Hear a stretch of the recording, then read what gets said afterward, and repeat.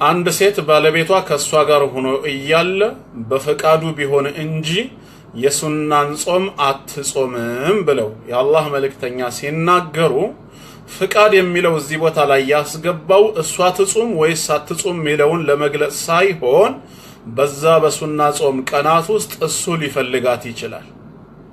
ከሷ ጋር የፍቅር ጨዋታ መጫወት ይፈልጋል፣ አብሮ መተኛት ይፈልጋል። ይሄንን ደግሞ ማሟላት እስካላመማት ወይ የሚከለክል ዑዝር እስከሌለባት ድረስ ዋጅቧ ነው፣ ግዳጇ ነው። ጾሙን መጾሙ ደግሞ ሱና ነው።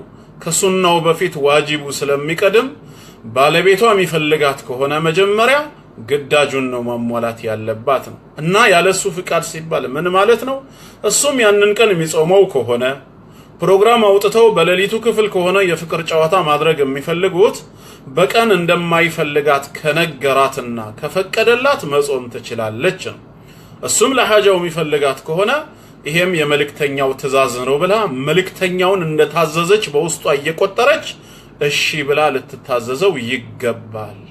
እናታችን አይሻ ረዲየላሁ ዐንሃ የረመዳንን ቀዳ በቀጣዩ ረመዳን ሊገባ አንድ ወር ሲቀረው በሻዕባን ወር ነበረ ቀዳውን ከፍል ነበር የምትለው።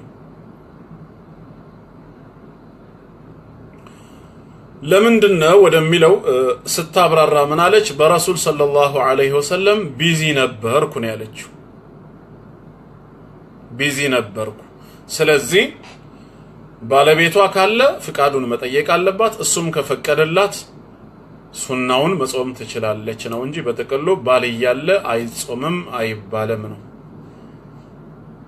ሌላው ሸዋልንና ቀዳን በአንድ ንያ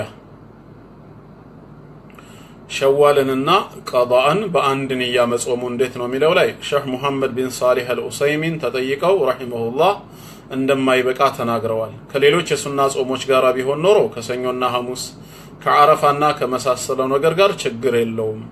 አሁን ግን የረመዳን ቀዳ ነው፣ የሸዋሉ ሱና ነው። ሁክማቸውም የተለያየ በመሆኑ አይሆንም በአንድ መሰብሰቡ። መጀመሪያ ቀዳውን ይጀምራሉ፣ ቀጥሎ ወደ ሱናው ይሄዳሉ የሚል ፈትዋ ሰጥተዋል።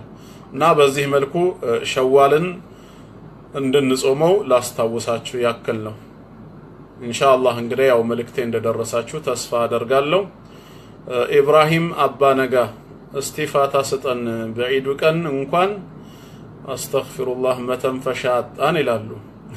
ኢብራሂም በዒድ ቀንም ሆነ በማንኛውም ቀን ስለ አላህ ቃል ስለ መልእክተኛው ሐዲስ መናገር ጥሩ መተንፈሻ መንገዳችን ነው። እኛ ሐቂቃ ከልባችን ካመንን ደስታችንና ዒዳችን ሁሌም ስለ አላህ ማውራታችን ነው። ሁሌም ስለ መልእክተኛው መናገራችን ነው። ትልቁ ደስታችን የጌታችንን ፍቃድ ፈጽመን መገኘታችን ነው፣ ሌላ አይደለም። የዒድ ቀን የመደሰቻ ቀን ነው ማለት ቁርአንና ሐዲስ የማንሰማበት ቀን ነው ማለት አይደለም።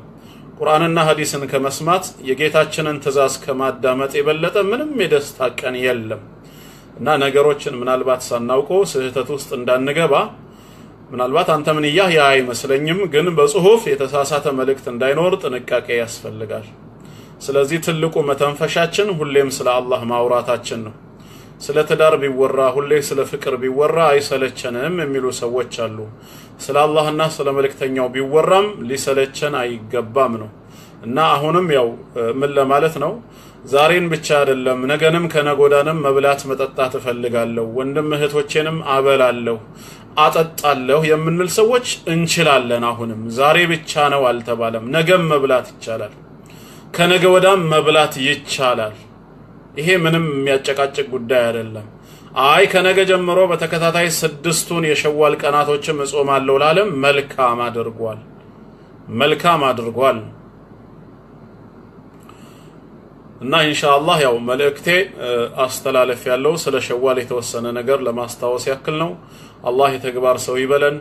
ሁሌም መልካም ስራ ስንሰራ ሁክሙን ጠይቀን ብቻ ሳይሆን አጅሩንም ማስበል ሊሆን ይገባል። ሱና ስለሆነ የምንተወው ሳይሆን አላህ ዘንድ አጅር ስላለው ብቻ የምናገኘው መሆን አለበት። because it is business ቲጃራ ነው፣ ንግድ ነው።